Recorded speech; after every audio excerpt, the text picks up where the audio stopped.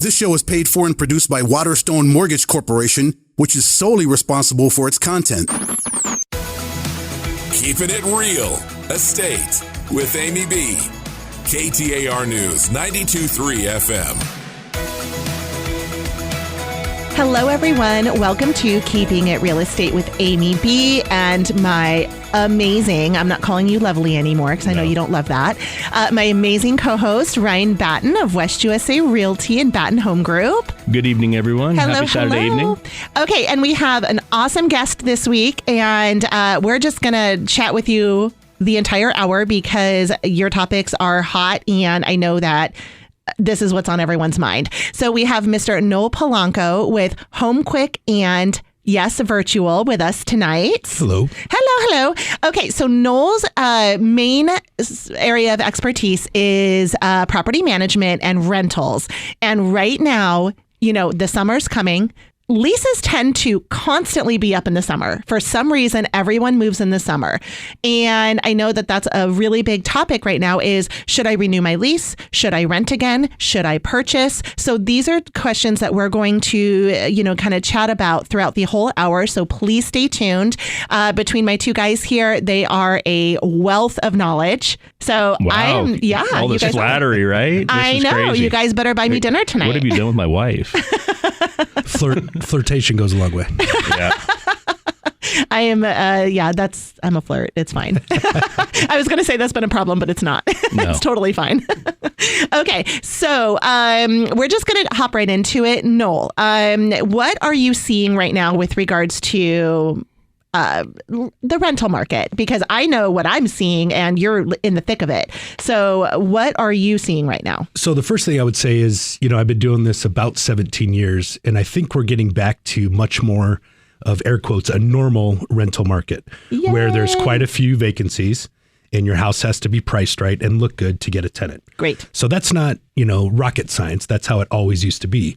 For a couple of years there, just like when we were giving away our kids and signing off on everything to try to buy a house, I was putting houses up for lease and renting them the next day with 10 applications behind it. Mm-hmm. Right. So we're not in the frenzy anymore. We're back to a normal market. So a lot of property managers or newer investors are kind of freaking out because their houses aren't renting right away, or they're not renting for what they did 2 years ago. Well, guess what? There's more houses available. More competition means your house has to stand out better. Also, more competition means you can't charge the absolute highest rate because they've got options, right? So maybe they don't need the pool this year because people are trying to save money. Mm-hmm. They'll take something that's $200 less. If you got a pool, you still got to pay for your pool guy. Maybe you deserve $100 more, but maybe not $200 or $300 more like a couple of years ago. Also, your house has to look good. People can shop around. I try to tell people, I have realtors call me all the time and ask me what my opinion is on a certain house.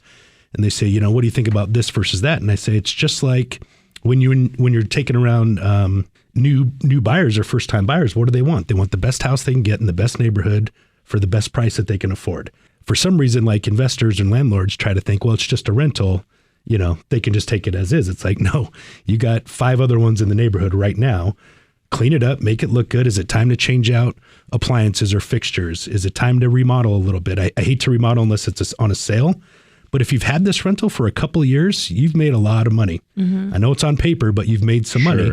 And sometimes you got to put some money back into that house to attract the right tenant.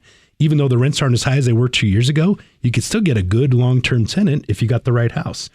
If yours is the worst one in the neighborhood out of 5, guess what? You're going to get the worst tenant that's looking in that neighborhood out of 5. So it's kind of, it's not, like I said, it's not rocket science, but we're back to our normal market. It's more competitive. So you gotta stand out. So I have a question with regards to the competition. I know everyone talks about how we have a housing shortage here. Why do you think there are so many available rentals? Like, what has changed? I think, Ryan could probably talk to this too, but it's a lot harder to sell a house right now just because people that are trying to buy, it's much harder with the rates and everything and trying to qualify. Also, I think sellers are hanging on to the price from 2 years ago. They want to sell the house with no concessions, waiving inspections. I mean, we're both realtors. We see some of this stuff, but people think that they're holding a diamond when they're really holding cubic zirconium, right? For sure. And amethyst. Yeah. You might have a great house. I mean, it's awesome, but maybe every house is sellable for the right price. Every house is rentable for the right price. It just might not be the price that you want. And if it's not, then you can make a decision. But holding out and letting it sit for 90 days, that's never good. It doesn't make sense, right? No. Yeah. I mean, getting a couple $100 more, how much have you lost in those 3 months? Totally. Yeah. Yeah. So I tell people all the time, hey, nobody's looking at your house. Let's lower it $100. They're like, well, that's a lot of money. I'm like, that's $1,200 on the year. Mm-hmm. We're asking $2,200. Right. If it goes a whole month, you lost $2,200, not $12. Yeah, you lost twice that almost. Yeah. So and I have that conversation with landlords all the time as well. I completely agree. And, Ryan and I, we've been real estate investors and landlords for 20 years. Yeah. And I've always been under the belief that we've always been the lowest priced rental because I want people to appreciate it and I want people to stay. We, in 20 years, have almost never had a vacancy. Well, I mean, really, we never have. And isn't it great to be able to pick and choose between some applicants possibly instead of just waiting till somebody finally applies and you're like, okay, I got to take them. Right. I'd much rather have 2 people apply and hopefully get somebody I think is going to stay longer and is more qualified and appreciates the house versus crap, it's been vacant for 45 days. Somebody finally applied, do it, take them. What a crazy conversation we're having now versus when you were on last year. Yeah, for sure. What a shift in the market. And that's one thing about real estate. It doesn't matter what aspect you're in. It's going to shift. We have ebbs and flows constantly. And it is just crazy to me how, 20, 21, and 22, we had the exact opposite conversation as we're having today. It's crazy. Well, I think last time I said I could rent a refrigerator box if it was priced right, in the right neighborhood. Yes. I could still rent it, but it'd be a lot cheaper than it was last year. For sure. Yeah. And I know like with Amy and I, our model, like for the last 20 years has really been, we haven't been nearly as concerned as, are we cash flowing? We want to make sure that, hey, the mortgage is being paid, HOA, whatever the fees. And then if we were running even at a slight deficit, it really wasn't a big deal for us. The reality was we were looking big picture down the road, right? And appreciation. Appreciation. And hey, if as a landlord, I can have someone pay off my house for me and I didn't have to pay it off. And I'm looking into retirement and now I don't have a debt other than property taxes really that I have to worry about. That's what I'm looking for. Absolutely. Yeah. I'm cash flowing in retirement, right? Well, and a vacant house makes you zero money. Exactly. So how long are you going to let sit vacant? Right. Absolutely. So if you are struggling, if you are a landlord, a property owner, and your homes are vacant and you're unhappy with your property management company, please reach out to Noel at HomeQwik. You can get his information by texting the word CLOSE, that's CLOSE, to 411-9023, or visiting my website at keepingitrealestatewithamyb.com. You'll put in your information and I will reply to you and give you all of Noel's contact information. Like he said, he's been doing property management for 17 years. He has it dialed in and he is extremely successful with it. When we come back, we'll continue the conversation on rent versus purchase. You're listening to Keeping It Real Estate with Amy B. Again, please text the word CLOSE to 411-923. Keeping it real. Estate. KTAR News 92.3 FM. Here's more with Amy B. Happy Saturday. Welcome back to Keeping It Real Estate with Amy B. and my co-host Ryan Batten and our very special guest, Mr. Noel Polanco with HomeQwik and Yes Virtual. Nailed it. Thank you. I didn't even She's look. a professional, man. I didn't even look She's been at my at it for a minute. I am a professional. Did you know this month is my... Would I say 8 years? 6, I thought. No, 8. It is 8. It is 8. How dare you I not know. pay attention? Hey, with women, you always go on the downside with years, right? I find that works out better. And we're always trying to stretch it out. Yeah, for sure. And we're always trying to bring it down. But 8 years this month in doing awesome. radio. Congrats. I literally can't believe it. Very cool. Can't believe it. It's very fun. Okay, so we're talking about the rental market, and Noel was explaining in the last segment how things have softened. So if you're a landlord and your home is sitting vacant, which I've had conversations with many of you in the last couple of months that they're frustrated that their property is not renting, it's either you're not your property manager, if you're using one, is not having that hard conversation with you about what is going on in the market today, or you're trying to do it yourself and it's just not working. So please do yourself a favor and text the word CLOSE to 411-9223, or you can find Noel online. It's HomeQwik, HomeQwik. Google him. I didn't even know if it was .com, but yeah, find him and reach out, and he can give you some, information, advice, pricing. I know he's extremely well priced. Ryan and I have always managed our own properties. I have never been a super fan of property managers, but for my situation, not for everyone's. We're in real estate, so I know the market and I know how to handle my properties. If you are not a real estate professional, you probably should have someone managing your properties. It's money well spent. There's a reason I have a job. Exactly. And there's a reason you've been very successful for 17 years in property management. Yeah. And you do have those hard conversations, and you make sure that your landlords, as much as possible, are reasonable. Well, and the best realtor or property manager you're ever going to have is going to tell you the truth. Absolutely. There's only two things you can ever change, no matter how good I am or how good Ryan is as a realtor or a property manager. It's price and condition. If it's not priced right, it's not going to sell. If it's not in good condition, it's not going to sell. Yes. Same thing on the rent. If it's not priced right, nobody's going to look at it. If 10 people look at it and don't rent it, there's something wrong with the house. Thank you. Simple. And I'm so tired of people, like you said, it's just a rental. It doesn't matter. It 100% matters. People don't want to move into a property that is in disrepair, has smelly carpet. It smells like and ferret. It's not They're not fair. going to rent it. Right. Well, yeah. and they're paying for it. So I personally don't think it's fair. I've always been really big. Like Ryan actually hates this about me, is I renovated each property I did paint and carpet, if there was carpet, between every single renter. I think there's a good time to do that when you've made money on your houses and you know that you've built some appreciation, then put some back into it. Agreed. Because it's going to pay off the next time. It does. What I hate is landlords that are like, I don't want to fix the washer and dryer, the fridge, because you don't have to fix those per law. Really? But If you provide them, you don't have to fix them? you don't have to. I mean, your lease can say whatever you want it to. Okay. Now, in Arizona, it's hot and cold water, hot and cold AC. The stove has to work. And a general safe condition. You can't have sparks flying out of the wall. Yeah. But once all rents were over $2,000, I'm like, fix the freaking. Right. Yeah. Handle yes. it. Right. They're paying you an arm and a leg. You used to get $1,000 when I sold you this house 10 years ago. Now we're getting $2,200. Let's fix the washer and dryer. Absolutely. Or Right. get a new one. So that's just kind of my philosophy. If I get an owner on the phone that's like, I don't want to do any of that stuff, I'm like, we're probably not a good fit. 10 years ago, it might have been fine when rents were only $1,000. I agree. When they're $2,000 or somebody's paying $3,000, fix it up, do what's right. I love, take care of them. love that. Thank you, Noel. I wish you had all the And properties. look, I work for the owner. I don't work for the tenant, but we want happy tenants, and happy tenants will take care of your house and they'll stay And they're longer. paying on time. Yeah. And Which will make happy And they'll owners. take better care of it. Yeah. Okay, so next question.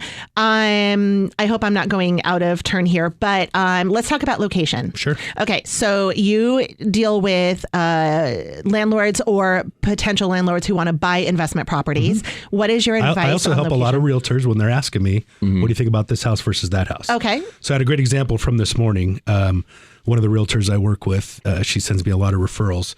She sent me a house yesterday in Surprise and one this morning at 16th Street in Bethany.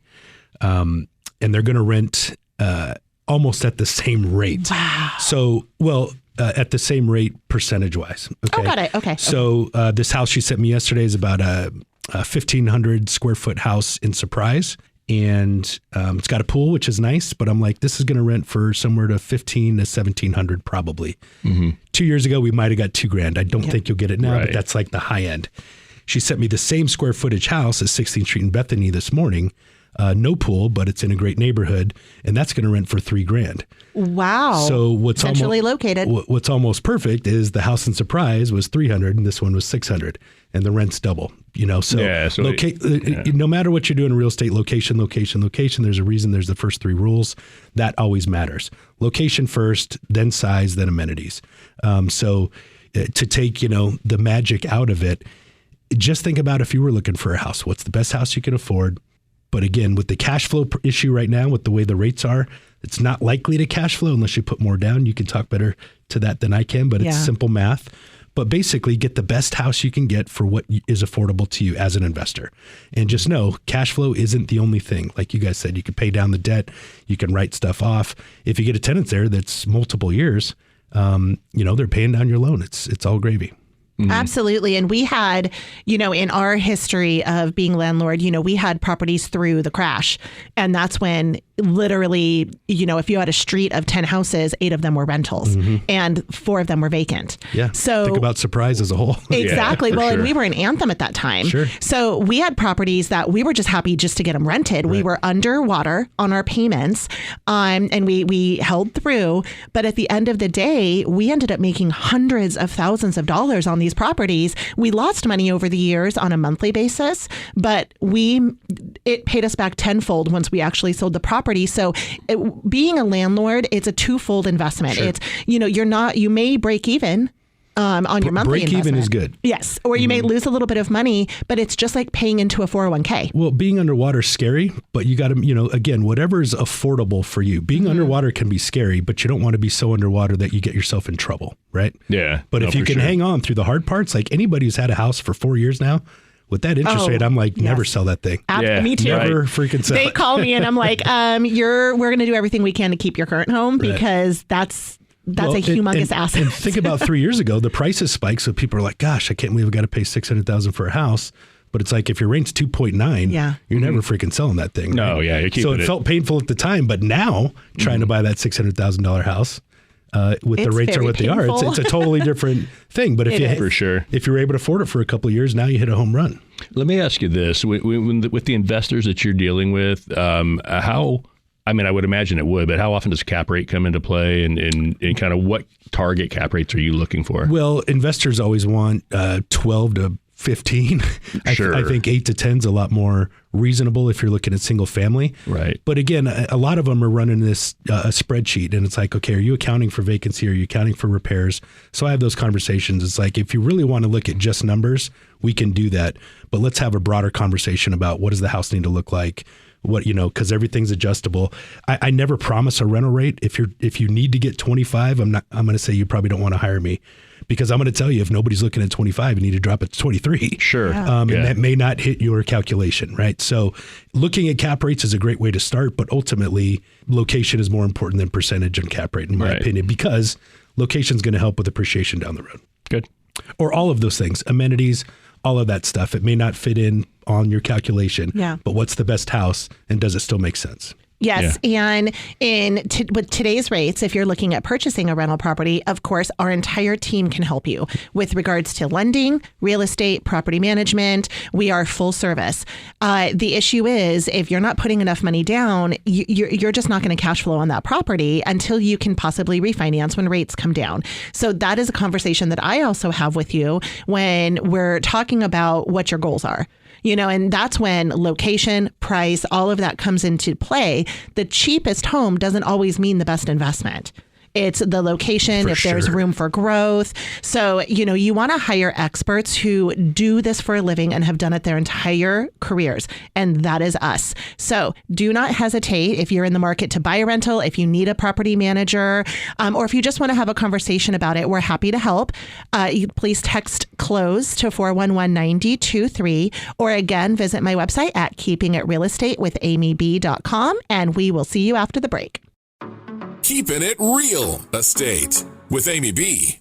KTAR News 92.3 FM. Welcome back. You're listening to Keeping It Real Estate with Amy B. And we are with Ryan Batten of West USA Realty and Noel Polanco with HomeQwik and Yes Virtual.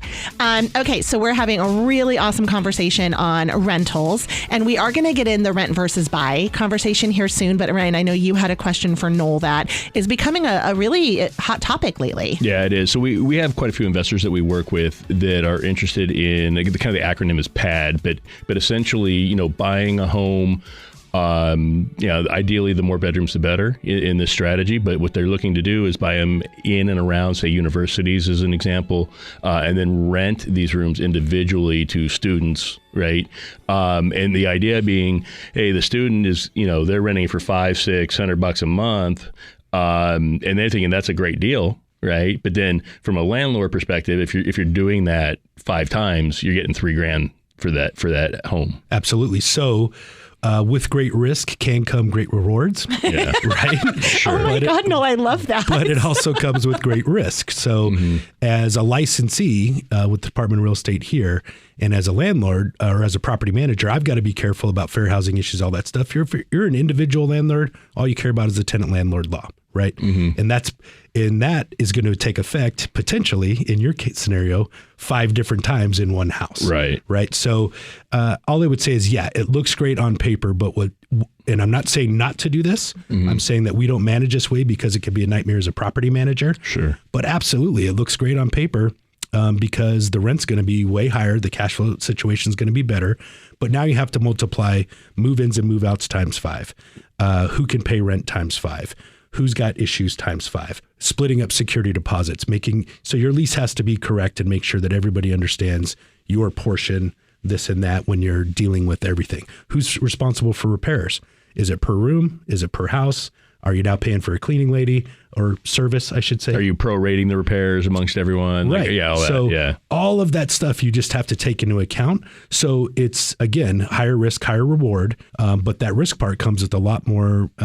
You've got to dot your I's and cross your T's a lot more because there's a lot more potential scenarios that can go bad. So it's not my favorite way to do it, but it absolutely can pay. And we know, especially in this high rental time that we're in, people are combining families. They're looking for roommates just to make it more affordable.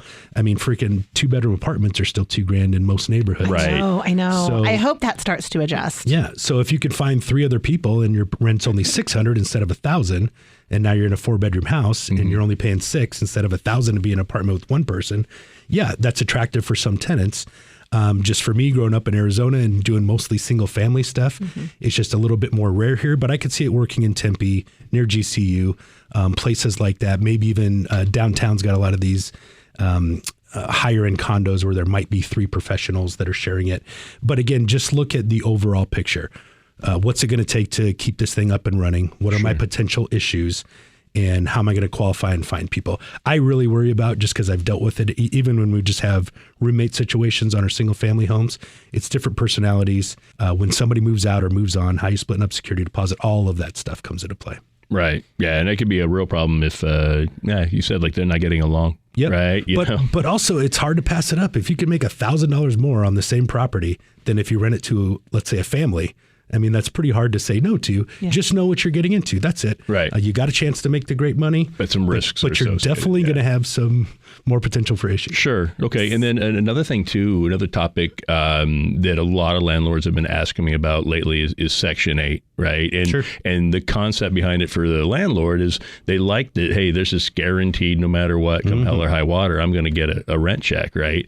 And there's different levels, obviously, to it as well. You have 100% benefit. You can have, I think it's 70% benefit. Partial. Yep. Yeah, partial too as well. But if you could just kind of talk about that topic a little bit. So now in Tucson, Tempe, and Phoenix, you are no longer allowed to discriminate on source of income as a landlord, at least as a licensee. Okay. Again, a basic landlord, if you got less than 4 homes, you can kind of do whatever you want. If you're a licensee, you cannot discriminate against their source of income, which means Section 8 or any kind of housing voucher. But you can still have your regular requirements on criminal. You could still collect a security deposit. You could still say they've got to make 3 times the rent. Like that's one of our qualifications. But if the Section 8 voucher covers that, then that covers that. It is great for landlords in the fact that the government's paying it for you. Right. There's other things that come into it which we don't like. You're going to probably be delayed in 2 months to get paid. You've got to pass a Section 8 inspection. You're in line and it's a government agency. So all of that dealing with the government stuff comes in, could be late, could be delayed, all of those things, but the rent's coming in. The other thing I don't like about it is a lot of these, it's supposed to be a hand up, not a hand out. It ends up turning into a lot of times a handout. So the people that are on this, what you want to see is their full background picture. Do they have any income coming in? If all their money is just Section 8, how are they paying utilities? Can they afford cleaning products? Can they afford groceries? Do they know how to clean and take care of a house? So all of those things come in where if you're renting to somebody that's rented a house before or owned a house, you're a lot more confident that they know how to take care of a house. So again, risk reward thing. Section 8 for a while was even paying more than the average rents on the market, but they always kind of track behind. They're probably overpaying now because rents are coming down. And they'll adjust that. Yep. So it's good. You get a little bit higher rent, but what is the condition of the house going to be when you get it back? So again, risk reward, not my favorite thing. We hate it as a property manager because we have to deal with the state and trying to get my clients, my owners paid. Right. Can be a hassle. Also, I've seen some really nasty, tenants with that, but we've also seen good ones. So it's risk reward. Absolutely. And you can have, not awesome tenants. I mean, we've had one that it cost us $50,000 worth of damage. I've had 800 credit score tenants that have trashed a house. Exactly. For sure. So it's it's what you hear. You think, someone is, qualifies for this. They're going to be, for lack of better words, yucky people. And that's definitely not the case. No, for sure. But, it does have a stigma attached to it. But I love that the program is available. And that is perfectly fine as a property manager, that it's something that is more hassle for you. I have landlords that call me that say that's all they want. I love that. There's plenty of landlords that have great success. Yes. I've seen both sides of it in my career, so I'm a little bit jaded on both sides. But I'll always tell the truth. If that's what you're chasing, great, go for it. I just want you to know the potential risk, but there's always a potential risk. Sure, absolutely. Well, yeah, you're right. Across the boards, regardless who you bring in, right? I mean, you said the 800 credit score, and then and my most important qualification I ever do is income. Can you afford the rent? That's really my main thing, because they could look great and still never clean the house in 3 years. We don't know how they're going to treat it, but does it look like on paper that they're going to at least pay me the rent? So if they trash the house, but they were there 3 years, well, I got 3 years worth of rent. I can now afford paint and carpet. So do you also manage short-term rentals? I don't, but I've got plenty of referrals for people that do. Awesome. I can imagine that would be a lot more hands-on. So that was a huge thing for a couple of years, especially during COVID when people were coming out here and staying for 6 months and working from home. That market is dying a little bit because it was so overdone. Saturated. Saturated. Thank you. It was oversaturated. Yeah. All right. So we have a couple minutes left. We already talked about location. Oh, I have a quick question. I think this can be easy. When you have a tenant that the property is in a homeowners association, how are the violations handled? Is it a owner responsibility or tenant? Well, it all depends on your lease. The owner should always pay the HOA dues because you don't want to get behind if your tenant doesn't pay. But a tenant should absolutely pay any violations that they cause. Okay. And we all know how weed season has been. We were talking about this earlier. It's been absolutely crazy. But in our lease, the first violation is free. The second one's a $25 fine from us plus any fine violation. from the HOA. We're basically saying, hey, guys, stop getting in trouble. Okay. Because every time the HOA notifies the landlord's mad at us like it's somehow the property manager's fault that the tenant didn't pull the Of weeds. course. Yep. And honestly, once you're on their radar, you're kind of on their radar. Like we've owned properties and HOAs our whole lives, and it's been, once they know you, it's kind of you're on the radar. Huge HOAs like on the west side aren't going to know. Tiny HOAs in old school Scottsdale where there's 20 units, they know. So know where you're at. So it's very common to pass those violations on to the tenant and they break hold them responsible. They break it, they bought it. I like that very much. Okay.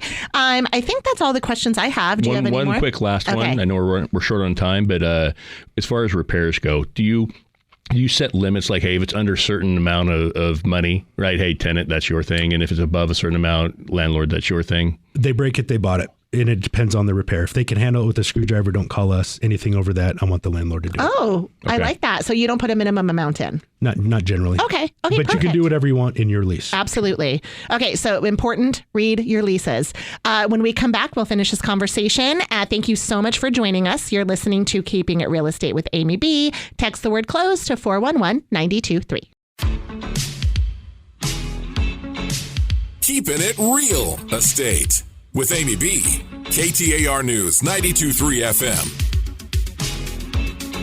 Welcome back, everyone. You are listening to Keeping It Real Estate with Amy B. And Ryan, do you want to introduce yourself? Since I always introduce you? No, I like the way you do it, actually. And my amazing co-host, Mr. Ryan Batten of West USA Realty and Batten Home Group. Yeah, I've graduated from lovely to amazing. I was going to say, I thought he was the lovely Ryan. Yeah. He has been. And he when we're done, he's like, can you not call me lovely? I go, I guess. I mean, I get handsome maybe would be better. I told you when I showed up today, you were looking pretty stout. I appreciate that. Thank you. Working on what? You didn't comment on me? Well, I had my shake. I said comment on me. Yes, you look beautiful. Thank you, Noel. I'm so happy I brought you on today.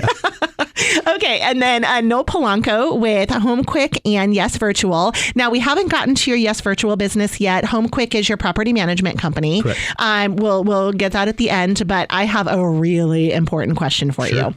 So, super common conversation when I'm talking to someone about purchasing a home, and one of my first questions is, are you in a lease and when is it up? And it's pretty common that they say, okay, well, I'll just break my lease because I want to buy my home. And I said, okay, great, but we need to read your lease and we need to know what the laws are. My advice that I give them, and I got this from you, but hopefully I didn't mess it up. Legally, the landlord cannot collect from two parties at one time. Correct. So typically, you do have whatever's in your lease to break your lease and, any, damages or security deposits or whatnot. But I always was under the impression that the landlord can only charge 2 months rent. So can you please give the legal answer to, I'm just going to break my lease? So the biggest thing to know is, again, the landlord can't charge double rent. If they're a smart landlord, they want to get the house back on the market to get another long-term tenant because it's not you anymore. Yeah. Right. So if you need to break your lease for the purchase of buying a home, tell them as soon as you know. Give 60 days notice, give 90 days notice, try to work something out. If you can give them back a perfectly clean house, ready to rent again, help them show it in those last 30 days and give them plenty of notice. They may, like in our lease, the violation is you lost your security deposit and you owe rent until it's rented again. Well, if the tenant cooperates, if they give us a heads up, they're usually, are trying to do the right thing. So help us get it rented out. As long as it's not causing the owner pain financially, then he's going to let you out. 2 months is probably the max, I think, depending on what the judge wants to say. If you're a landlord and you've just been holding it off the market and done nothing to try to rent it again, any judge in town is not going to let you in. Their judges are always going to default for the tenant unless it's absolutely black and white and you totally screwed the landlord on the way out. Right. They're always going to try to give the benefit of the doubt to the tenant. So if you're in the situation and you want to buy, which I think you should buy, everyone should own real estate. Get out of that rental when you can, even though it's great for my owners that you are renting. Yeah. Get out of it, but do it the right way. Give them a heads up. Take great care of the house. Do everything you can to make it easier for them so that they don't need to be a pain in the butt to you or they don't need to hurt you because you didn't hurt them. Does that make sense? Yes, great advice. And I'm glad I was giving proper advice. But I always say, contact your landlord immediately. Let's see what the terms are. Don't hide it. Don't bail out with a week's notice. And a lot of them are like, no, I don't want to tell them. What if they kick me out? They can't kick you out. You're under a lease. No. But the more time they have to prepare and start thinking about, okay, how am I going to get my next tenant, the better chance you have it coming out of that financially unscathed. So treat people how you want to be treated is what you're saying. Yes. Yeah. Okay, I love that.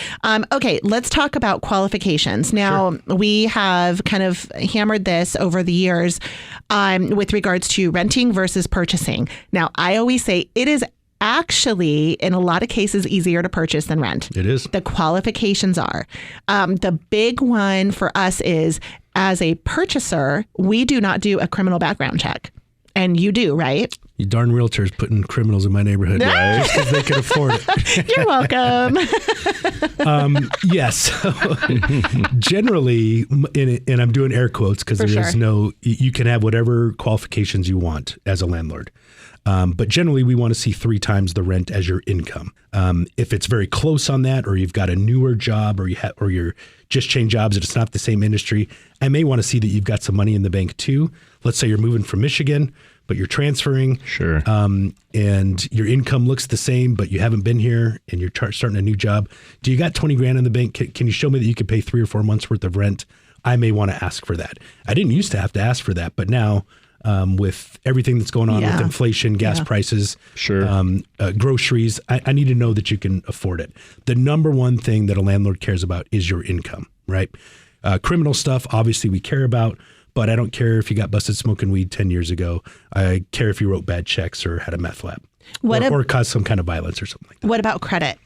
So credit, like for us, it's 550 minimum we're hoping for. But more importantly, I don't care what the score is. I care about what you pay versus what you don't. I don't care about school loans as much, medical bills as much, But if you've got utility collections, cell phone collections, you had a car repossessed, those are things we use every day. Basic living, yeah. Well, especially in Arizona, like Right. you can't take the bus very far. Now, hey, I got one for you. No, so I had, this was a couple of years ago, but I actually had a client, or not client, a prospective renter call and say, hey, look, asking me what are the requirements for this rental. And I gave a credit score, and they said, well, the credit score I gave was 580. They said, what if all three of us, we added our credit score together, would it come up to 580? And I kind of chuckled, right? Like how you're chuckling, right? Yeah. And they were not chuckling. They were serious, right? I have seen in the last 2 years some of the worst credit scores I've ever seen. Really? But I think it's these younger generation usually that have never had an open account. And then they got one, like their first cell phone, they screwed up, or their first credit card. Yes. So they've got one account, but it's negative and it was a charge off or a collection. So if that's all you got, guess what? Your credit score is a 320. Right. Or a 4. I mean, I saw a 430 earlier this year. Then I saw like a 405. It's the lowest I've ever seen. Wow. And you actually do have to put in effort to get your credit score that low. Absolutely. And it's really important that you oh gosh, I just lost my train of thought. That you have lots of different types of credit. And I don't mean lots, but if you have minimal credit, a little bit of damage does a lot of damage. Absolutely. If all you have is one account and it's bad. Exactly. It's bad. Yeah, but if you have 5 accounts and 2 of them are bad, you have a better chance of having a higher credit score. And how bad are they, right? Oh, exactly. If you have a couple 30-day lates, if you have a charge off or a judgment or a collection, the impact is minimized when you have more credit. So I know that we are in a generation where people are credit adverse. You need credit to live. You need credit to borrow money. You need credit to make money. Honestly, it's part of your... The biggest thing I tell people that ask me about buying, even tenants, we try to educate our tenants about how we actually report credit good and bad. We're one of the only property managers I know in town that are recording on-time payments for credit so that it can show. I mean, we're trying to help them. But a lot of people are just uneducated about it. And I'm like, I love when I have a good lender or a loan officer that is like, hey, let's start now so we could prep you in 6 months or a year. Right. Yes. It might not be time to buy. Anybody that asks me about real estate, I go talk to a lender first. Yes. Because they're going to know the picture. Are you ready now? Are you ready in 6 months? Or is it going to take 2 years? No reason for me to drive you around and show you houses until you've had that conversation. Right. Oh, absolutely. Yeah, no, I agree. I mean, I'm the same way on the purchase side, same thing, right? Like, I mean, it's like a foundational pyramid, right? And the foundation is finances, right? Well, it's like, I want a pool, I want granite countertops, and we're like, I want you to be able to qualify. Yeah, no, for sure, right? And be able to afford start it. there. Yeah. Yes. Okay, so thank you so much information on rentals. And, if you're in the market, again, for a rental, for a purchase, just want advice, just want direction, we are here to help you. So please, please, please reach out to us. Text CLOSE to 411-923. In our last few minutes, Noel, I'd like for you to explain to us what your company, Yes Virtual is. Sure. Just real quick, realtors, I do pay referrals. You sell the house, I'll do the property management. You get the listing back 5 years from now. Awesome. Because I want to help realtors that aren't professional property managers take care of their clients. Awesome. Yes Virtual. So I own a company where we hire, recruit, and place remote team members. So it's outsourced staff. It's called virtual assistants. Basically, on my property management company, I've got 5 people from the Philippines that do all of our back-end office type tasks. They answer phones, they chase our handyman for invoices, they help people get in with lockboxes, they do our invoicing, they set up utilities, all of that stuff that doesn't take 17 years worth of property management experience to do. Even It's sitting on the phone minimum with wage SRP. tasks. Well, entry level, I call it office admin tasks. Yeah. Because some of them have been with us several years now, so they're not minimum wage. Well, but I just mean in general, Yep. you don't want someone who has experience to make $200 an hour doing $10 an hour work. Absolutely. Yeah. So Jason, my property manager that you guys know, the last thing I want him to do is sitting on the phone with SRP. So we figured out how to use virtual assistants. We've got over 200 placed, mostly with property managers, but any kind of business this can work for. We've now got insurance companies, an attorney, a medical sales company. So anybody that needs that office type task done, we can outsource that for a very, very low cost, usually half of minimum wage here. Okay, so the best way for them to reach you for that is just Googling Yes Virtual, or is that the website as well? YesVirtual.com. YesVirtual.com. YES. I love it. Yes. I love it. Hey, Ryan, do you need an assistant? Depends on what it is. Well, they can't show houses for you or open doors, but That's okay. That's the fun part of what we do. They can pull listings and all that other stuff. Sure. Anything they can do on a computer. So it's really just any business that you could benefit from an entry-level type admin. Anybody that does admin stuff. Fantastic. Any kind of office task, yeah. So good. please visit yesvirtual.com, and Noel will be happy to help you with that, as well as this property management. I love seeing people kind of branch off and have lots of irons in the fire. Lots of entrepreneurs in my life, and it is very empowering. Absolutely. So I love it. Thank you so much for joining us today. Okay, so recap. You can reach anyone on our show, on our team at any time, multiple ways. Again, by texting CLOSE to 411-9023. You can visit my Facebook page of Keeping It Real Estate with amyb.com, and I list everybody's contact information. Or you can fill out a tiny contact me, whatever on Keeping It Real Estate with amyb.com. Thank you guys so much. I hope you have a wonderful rest of your weekend. And we are always working. We're always available. Reach out anytime. Please be safe and enjoy the rest of your weekend.